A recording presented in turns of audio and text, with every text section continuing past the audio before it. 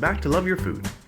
This week we have a little more basic canned pear recipe for you. So we had the rest of these amazing fresh Ontario pears, and what we're going to do is just do a very traditional spiced pear in a can for these in our standard canning method. So let's get going with our ingredients. So of course we have our beautiful fresh pears. We're going to be using some sugar. We have a stick of cinnamon, some allspice, a tiny bit of clove, and some star anise. Now, if you have whole star anise, that looks a lot nicer in the jar, but we only had pieces left from ours. So first things first, we're going to wash those pears. So give them a good wash, and then we're going to get everything into the pot to make our syrup. So we're starting with the sugar and all of our spices. We're going to break the cinnamon in half. If it's a little too tough to break, then you can just break it, cut it with a knife or a cleaver. And trying to keep as much sugar from the edge as possible. You don't want to get crystallization or anything. Now, we're not making candy or anything, we're just making syrup, so it shouldn't be a problem, but you do want to try and keep the sugar away from the edge. And we're just going to let this come up to the boil. So that's going to be our syrup. Meanwhile, we are going to prepare our pears. So first thing is we're going to cut them in half. Now for the cinnamon candy pears we did last week, we cut those into quarters. These ones we're actually going to cut into eighths, and we're going to leave the skin on. So again, we're going to take that melon baller to get the cores out, because it's a pretty easy way to do it. And just a little gentle cut to get the stem out as well.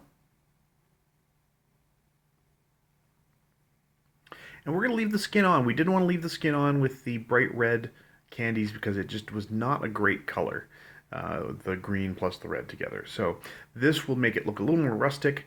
Now, if you're leaving the skin on, and you don't have to, but if you are leaving the skin on, please make sure that you are going to bring it to the boil in the syrup before you can it, and also follow all standard canning procedures. We'll have a link at the end of the video and in the description for our canning video. So we're going to get all of these cut into eighths. So once our syrup is all set, all the sugar has been dissolved, everything smells fantastic right now, we are going to add our beautiful ripe pears. Now you want to do this a little bit carefully if they're very ripe, because they'll be a little soft, and we don't want to cook them for long. We just want to bring them up to temperature.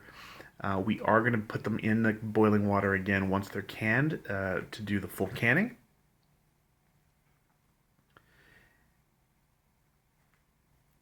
This will just let everything come together. That beautiful spice flavor will sort of infuse the pears. You're going to get all those great flavors coming together. Once it's been in there for a little while and the pears are hot but not cooked all the way through, we're going to add them to our jars. So you want to just position them in there so that they're pretty tightly packed. Don't squish them too much, because pears are pretty delicate, so they will squish, they'll like break. And again, you're going to be, because we had 3 pears total, each jar is going to get a pear and a half. So once you've got all of the slices of pear in your jars, just going to make sure that everything's packed pretty well in there.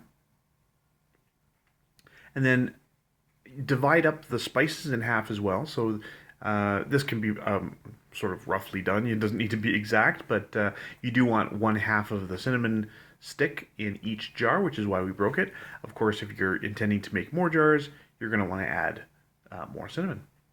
So once everything is in there, we're going to add the syrup just to top this off. If you have extra syrup, of course, you can use that. It's flavored with spices and pears. It's absolutely delicious. You can use that in drinks. You can use that in desserts. And you want to make sure that they're just covered.